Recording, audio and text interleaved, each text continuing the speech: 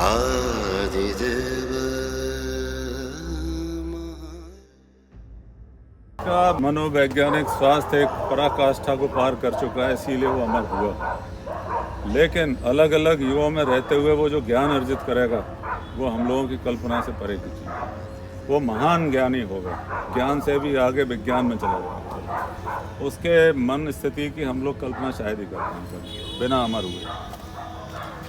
और एक बात ध्यान रखनी चाहिए, जो गीता के उपदेश हैं मुझे लगता है एक अमर व्यक्ति के लिए गाइडलाइन है। वो घर मत बनाओ, किसी से मोह मत रखो, अकेले चलते रहो, अनिकेत रहो, निर्मम रहो। निर्मम माने क्रूरता नहीं है, निर्मम का मतलब मेरा कुछ भी नहीं है। निर्मम मम मेरा कुछ नहीं है। ऐसा व्यक्ति अमर होके बिना किसी दुख के और उसके आगे बढ़ता चला जाएगा। ये याद रखने की बात है। चेतना में चेतना कहाँ से आई?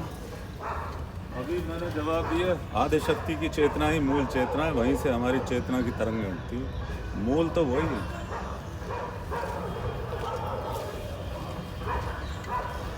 देखो क्रम सुन लो फिर से, कई बार मैंने इन लोगों से बात करी है। आत्मा आती है, आत्मा के संयोग से, स्थूल के संयोग से, पंच तत्वों से जीवन शुरू होता है। जीवन के कारण हमारे अंदर चेतना प्रस्फुटित होती है, जो आदि शक्ति की एक लहर है। चेतना उत्पन्न होने से हमारे अंदर ये भाव आता है कि मैं हूँ, वहाँ से विचार प्रारंभ। तो मूल में आत्मा है, या जो भी समय की एक बूंद है जो शिव जी भेजते हैं। पंच तत्वों के कॉम्बिनेशन से मिलती है तो एक जीवन जैसी चीज़ आती है।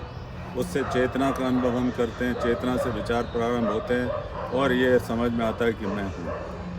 यहीं से सारी सृष्टि का प्रारंभ। क्या आदि शक्ति की चेतना ही आनंद है या कुछ और? उन्हीं की चेतना आनंद है। सारी चीज़ें ही उन्हीं की हैं। जब चेतना मूल वही है तो जो आनंद जिससे हम कह रहे हैं वो भी चेतना की एक अभिव्यक्ति है। चेतना ही उसका अनुभव कर रही है, कोई दूसरा अनुभव नहीं कर रहा है। पर चूंकि हम लोग हिंदू हैं तो देवी की शक्ति का हमें विशेष रूप से अनुभव करने का प्रयास तो करना ही चाहिए। योगी महादेव ध्यान और मेडिटेशन शब्द समानार्थी शब्द नहीं है।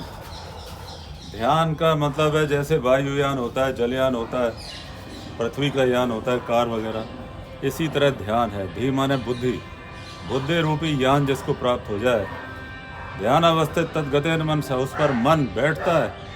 पश्यन्ति हम योगी, और वहाँ जाता है और योगी उन्हें देखता है। मेडिटेशन तो ये किसी भी चीज़ का गंभीर चिंतन आप मेडिटेशन कह सकते हैं। ध्यान योग की 7वीं अवस्था है जो बड़ी तपस्या से प्राप्त। और इसमें ओम इतना महत्व क्यों रखता है? इसका कोई ओम इत्याक्षरम ब्रह्म गीता में भी कहा गया है, और ओम शिव जी से ही प्रकट हुआ है। बल्कि ओम शिव का ही साक्षात स्वरूप भी माना गया है। समस्त सृष्टि का आधार वही है। क्या इसका कोई वैज्ञानिक आधार है?